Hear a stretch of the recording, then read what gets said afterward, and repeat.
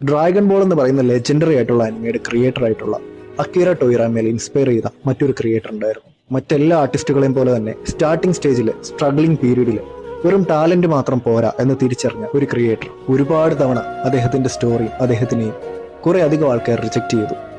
Editors പറഞ്ഞു അദ്ദേഹത്തിന്റെ story വീക്കാണെന്നുള്ളത്, അദ്ദേഹത്തിന്റെ ക്യാരക്ടേഴ്സ് ഒട്ടും ഇൻട്രസ്റ്റിംഗ് അല്ലെന്നുള്ളത്, അദ്ദേഹത്തിന്റെ ഈ ഒരു സ്റ്റോറി ഒരിക്കലും ലോങ് ടൈമിലോട്ട് സർവൈവ് ചെയ്യാൻ പോകുന്നില്ല എന്ന്.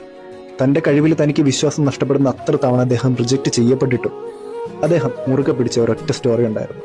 ഒരൊറ്റപ്പെട്ടു പോയിരുന്ന കുട്ടി, സമൂഹത്തിൽ ഒരു ബേർഡനായിട്ട് കണ്ട, ഏറ്റവും അധികം റിജക്റ്റ് ചെയ്യപ്പെട്ട, മിസ്അണ്ടർസ്റ്റുഡ് ചെയ്യപ്പെട്ട ഒരു കുട്ടി, തന്നെ എല്ലാവരും അക്സെപ്റ്റ് ചെയ്യണം എന്ന സ്വപ്നമായിട്ട് നടന്നിരുന്ന ഒരു കുട്ടി, പേഴ്സണൽ ലൈഫും എല്ലാം സാക്രിഫൈസ് ചെയ്ത് അദ്ദേഹം ക്രിയേറ്റ് ചെയ്ത ആ അനിമി പിന്നീട് വേൾഡ് വൈഡ് തന്നെ ഒരു ചർച്ചാ വിഷയമായിട്ട് മാറി. അദ്ദേഹത്തിന്റെ പേര് മസാഷി കിഷിമോട്ടോ.